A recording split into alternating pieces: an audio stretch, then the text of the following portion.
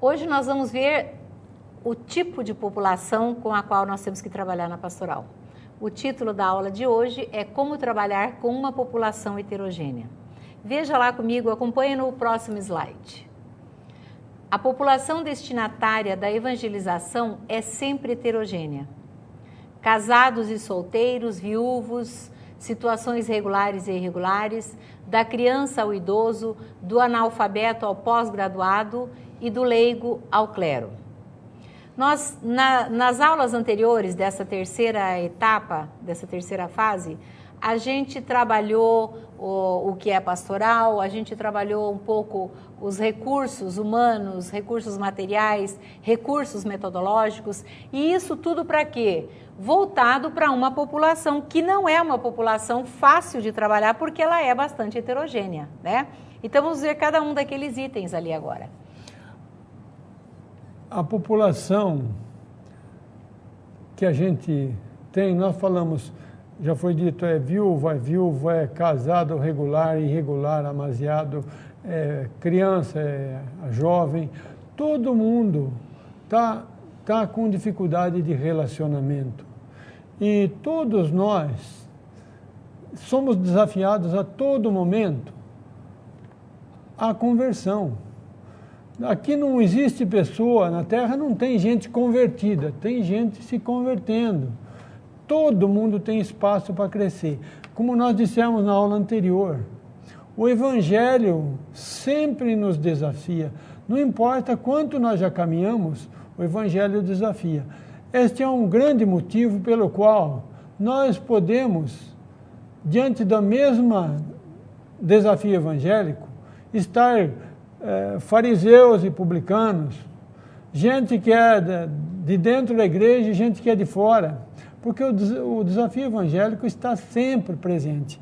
E nós temos uma certa facilidade maior em agrupar pessoas, por nível acadêmico, por situação civil, nós gostamos de trabalhar por idade, é criança, é jovem, é adolescente, mas a gente fraciona demais, quando na verdade o idoso tem que se relacionar com a criança tem que se relacionar com o jovem, o homem com a mulher, o casamento regular e não regular. Todo mundo tem o desafio do relacionamento, só completando. Tem o desafio do relacionamento, e relacionamento próximo é duro. A gente vê religiosas morando na mesma casa, com o compromisso de doação total a Deus. Tem dificuldade de relacionamento? Tem. E nós já compartilhamos tanto com isso. Elas têm dificuldade, como eu tenho dificuldade com a minha mulher, não importa o que eu estou pregando. Nesse trabalho da pastoral familiar, ainda há pouco a gente conversava com um agente de pastoral de uma diocese lá do Nordeste, e ele dizia assim que ele tá preocupado em fazer um trabalho com viúvos e viúvas. Por quê? Porque esses viúvos e essas viúvas participavam de um movimento, não vou citar nome aqui, da igreja, e repetimos, os movimentos e serviços, eles são muito necessários, eles são de uma ajuda enorme à igreja, à caminhada da igreja, à pastoral familiar. Só que pelos seus estatutos, só podem participar casais. Então tem casais que um dos cônjuges morre, o outro ficou viúvo, ele não pode mais fazer parte daquele movimento ou daquele serviço. Pelo menos não se sente ajustado. Então, aí o que fazer? Essa pessoa ela fica sem ter, ela está acostumada a participar de um serviço, de um movimento, e ela fica depois meio perdida. Na pastoral familiar, nós acolhemos todas essas pessoas, a mãe solteira. Então, com essa população heterogênea que nós temos que trabalhar. E vamos para o... Não, pera um pouquinho só. É importante dizer que a gente não exclui, não está sugerindo a exclusão do trabalho específico. É perfeitamente possível e é útil trabalhar com criança. É perfeitamente possível e producente trabalhar com casais casados. Mas isso não deve ser uma tônica permanente, porque senão nós criamos divisões, separações. E a pastoral familiar é uma pastoral que precisa aprender a integrar o idoso com a criança, o casamento irregular com o desafio evangélico do casamento regular e assim por diante. Vamos ao próximo slide? Acompanhe lá conosco. Nesse trabalho, lembrar sempre que o Evangelho desafia a todos e a cada um indistintamente. Todos os desafios evangélicos podem ser colocados ao universo populacional heterogêneo. A comunicação precisa ser adequada. Eu vou continuar no próximo slide ainda, acompanhe conosco lá. Depois a gente volta trabalhando cada um dos itens. Lembrar sempre que estes desafios são predominantemente comportamentais e afetivos. Todos necessitam evangelizar os relacionamentos. Todos têm família. Família é foco de interesse comum. E todo relacionamento próximo é difícil. Vamos então agora dar assim uma trabalhada em cada um desses itens, né? Veja, nós estamos trabalhando o que nessa aula? É a população heterogênea com a qual a pastoral familiar vai trabalhar. Então, o Evangelho desafia a todos e a cada um indistintamente. Já comentamos. Se eu sou casada de primeira união, de segunda união, se eu sou mãe solteira, se eu sou viúva, eu sou desafiada do mesmo jeito.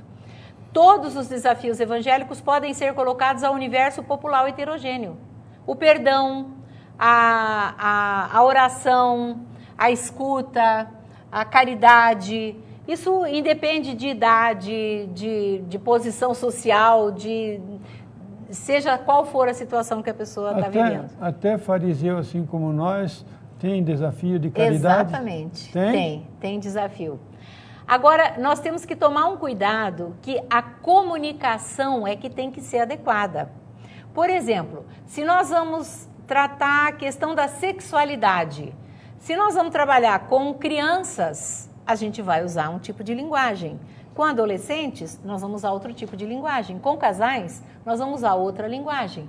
Então, aí a comunicação é que tem que ser adequada a diferentes faixas etárias, a diferentes situações, né? Os métodos variam, né? Para um grupo de casais, é um tipo de método. Para as crianças, predomina outro. E aí vocês podem perguntar, mas então não tem jeito de trabalhar junto? Tem jeito sim. Vocês já foram numa missa celebrada pedagogicamente para criança? Você aproveita? Claro que aproveita. Nós podemos dizer, Deus se comunica com todos nós, mesmo quando nós falamos em línguas diferentes. Ele fala na nossa língua e não na língua dele, porque ele é mais versátil e nós somos mais restritos. Então, a metodologia é possível adaptar. E esses desafios que nós enfrentamos na pastoral familiar, eles são predominantemente comportamentais e afetivos. Nós temos desafios que são cognitivos. O que é isso? É aquilo que depende da inteligência, aquilo que depende do conhecimento, aquilo que depende mais da razão. É aquilo que você diz, eu entendi. Eu entendi, compreendi, tá bom. Aí é cognitivo, é apenas a inteligência. Agora, quando você fala em afetivo, o afetivo mexe com a tua energia, com os teus sentimentos. A gente é movido pela afetividade. A inteligência mostra os rumos, mas a afetividade é que assume compromisso, que traz a vontade de fazer as coisas, que estabelece iniciativas, compromissos, assumir uma ética, uma moral. Isso vem do nosso afetivo, da nossa vontade, é uma outra forma de inteligência que entra em ação para a nossa conversão e para assumir valores. E todos, independentemente da situação que estejam vivendo, todos precisam de ser evangelizados, né? Desde a criança ao idoso, do analfabeto ao doutor, todos precisam ser evangelizados. Deixa eu falar mais uma coisa. A pessoa pode entender muito bem e não sair da estaca zero na evangelização. Porque a evangelização, ela é no comportamento da pessoa, não é aqui dentro da cabeça. Você pode ser um teólogo refinado, muito competente em teologia apenas teórica e não viver aquilo que você sabe.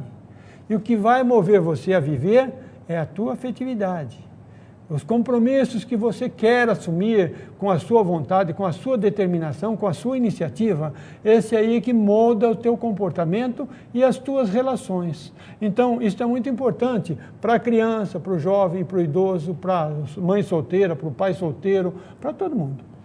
A gente colocou um exercíciozinho aí, acompanhe conosco no próximo slide, para você, fica como sugestão aí para você trabalhar se você quiser, porque já que a gente falou tanto aqui de comportamento e afetividade, né? Com base no que vimos nesta aula, responda: é possível trabalhar simultaneamente com uma população heterogênea? Explique. A autossuficiência dificulta a evangelização, aqui nós estamos afirmando, a autossuficiência dificulta a evangelização dos relacionamentos próximos. Por quê? A gente espera que você dê uma pensada nisso, né? E responda. E a gente continua, então, na próxima aula. Esperamos vê-lo lá. Até breve.